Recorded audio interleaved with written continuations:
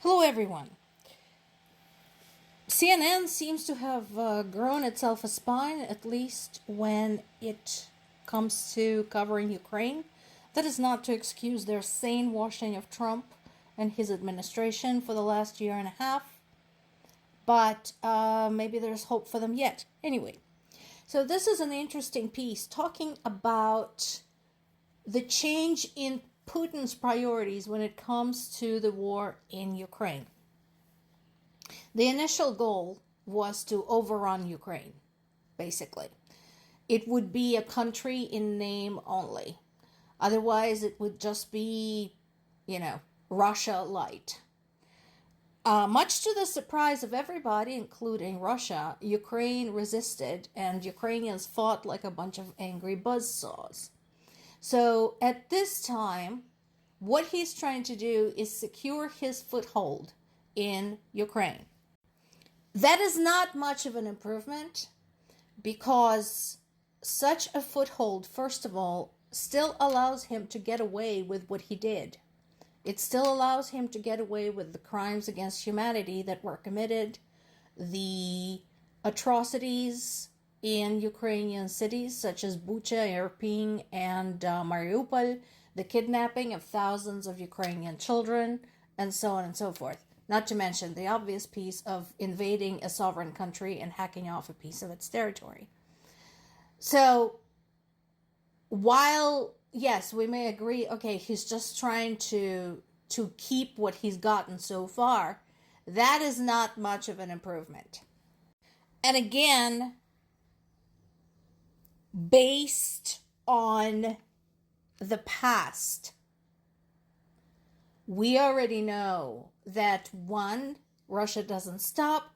Two, Russia has no mercy for non-Russian nationals living in those invaded territories if by some chance they cannot get out. And they already said they would not make provisions for them to get out. He says that he's fighting for the cradle of the Russian civilization. Well, you know what? According to scientists, all of humanity mostly originated somewhere in Africa. It's the cradle of humanity. That doesn't mean that you can just go and invade Africa. Just saying. When Muslims want to go visit Mecca, they go and visit it. They don't try to invade it. When Catholics want to go and see the leader of their faith, they go to Vatican. They don't try to invade it. So, yeah, the cradle of your civilization. By the way, thank you for acknowledging that Russia originated from Ukraine and not the other way around. So, the cradle of your civilization might be in another country right now. Buy a plane ticket, come visit it. Go home. See? Fix it for you. There is also a more detailed breakdown on the BBC website for those who had questions about the mineral deal. And we know a lot of us had those questions. At this time, this is not a payment for the US aid provided so far. And again, I want to make this very clear. I want to emphasize it. It did not cost hundreds of billions of dollars to US taxpayers. That is a lie. This has been covered. This has been fact-checked by reputable sources. Go look at it. So, basically, right now, it's more like the advance for the aid yet to come, maybe. Frustrated by Russia constantly, towing the line and bucking the rules, Trump basically is trying to establish who is boss. We still know he's no match for Putin, who has been at this game for a quarter of a century. So, but Trump is, for the moment, for the next 5 minutes, disinclined to indulge Russia. So, as such, the agreement refers to Russian invasion as an invasion, which is kind of progress. Now, this also means that Ukraine is going to turn to the US and say, why aren't you applying more pressure to Russia? And where are our security guarantees? So that's coming.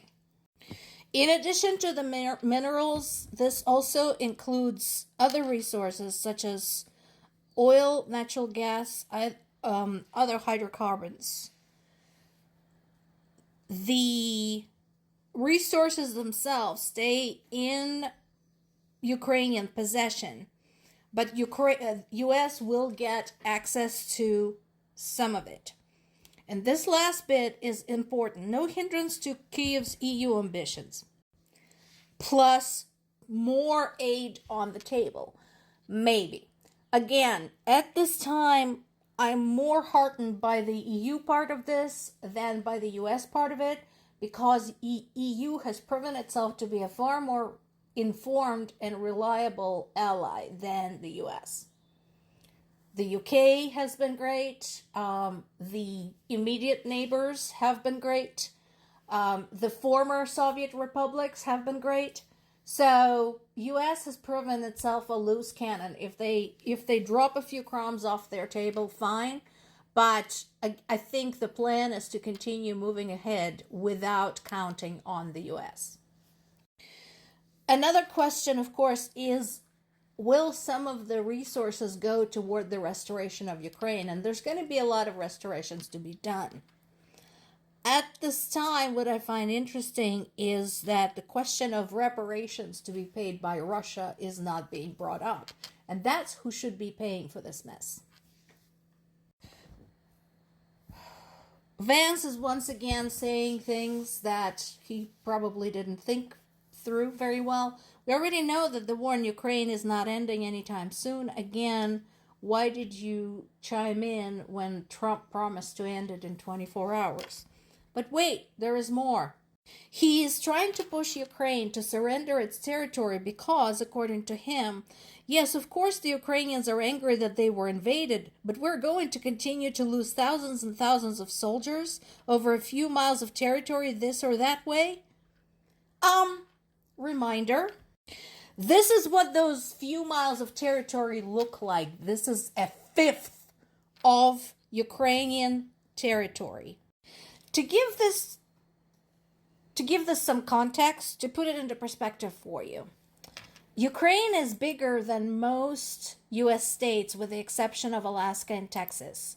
It's more than twice the size of states like New York, Florida, or Illinois. If you were to put Ukraine over the eastern U.S., it would stretch from the Great Lakes almost to the Gulf of Mexico. Now, the territory currently occupied by Russia is roughly 1/5 of that. That is almost exactly the same size as Pennsylvania, Mississippi, Louisiana, or Ohio.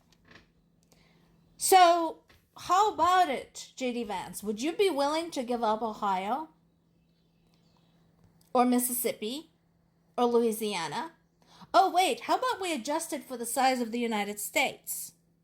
How would that be? Also, he's leaving out the fact that this pertains to living, breathing human beings who live in those territories and near those territories.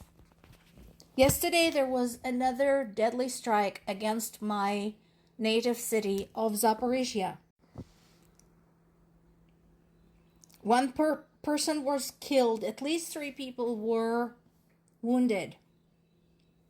Once again, the object hit was not some kind of military headquarters, was not an arsenal, was not an office containing NATO spies. It was an apartment building. This is what he's talking about. That man has never been to Ukraine, during the wartime. And this is what he's dismissing. This is what it looked like on the ground in Zaporizhzhya.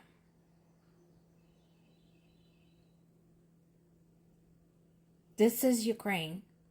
This was down the street from my parents. So maybe J.D. Vance needs to shut his trap. Or maybe he needs to go visit and see for himself. More to come.